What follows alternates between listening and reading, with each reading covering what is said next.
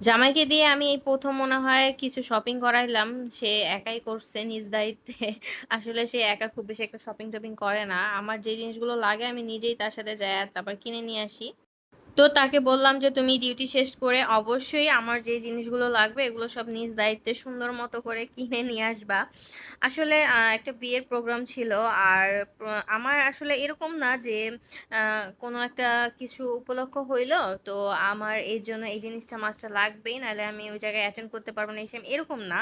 আসলে কিছু, কিছু সময় সিচুয়েশন এর সাথে হচ্ছে অনেক কিছু তাল মিলিয়ে না চাইলেও করতে হয়, নাহলে আসলে হয় না।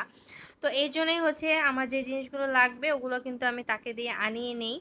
আর সে সবকিছু আলহামদুলিল্লাহ মানে আমি যেরকমটা চেয়েছিলাম পারফেক্টলি সবকিছু ওরকমটাই আনতে পারছে। জাস্ট চুড়ি একটা ভাঙা ছিল, এজন্য একটু মনটা খারাপ হয়। কিন্তু তারপরেও সে আমার পছন্দের চুড়ি আনতে পারছে, এটাই অনেক। আর তার সাথে ছিল হচ্ছে আমার পছন্দের অনলাইন ভাইরাল সেই ব্যাগটা। আমি অবশ্য যে জিনিসটা যখন ভাইরাল হয় ওই জিনিসটা আমি তখন নেই না। তখন মনে হয় কি তারা দামটা অনেক বেশি রাখে। তো আমি হচ্ছে অনেক পরেই নেই। তখন দেখা যায় না দামটা একটু কমে। ঠিক তখনই নেই। এর আগে আমি অবশ্য নেই না। তো এই তো আলহামদুলিল্লাহ আমার সব শপিং কিন্তু কমপ্লিট।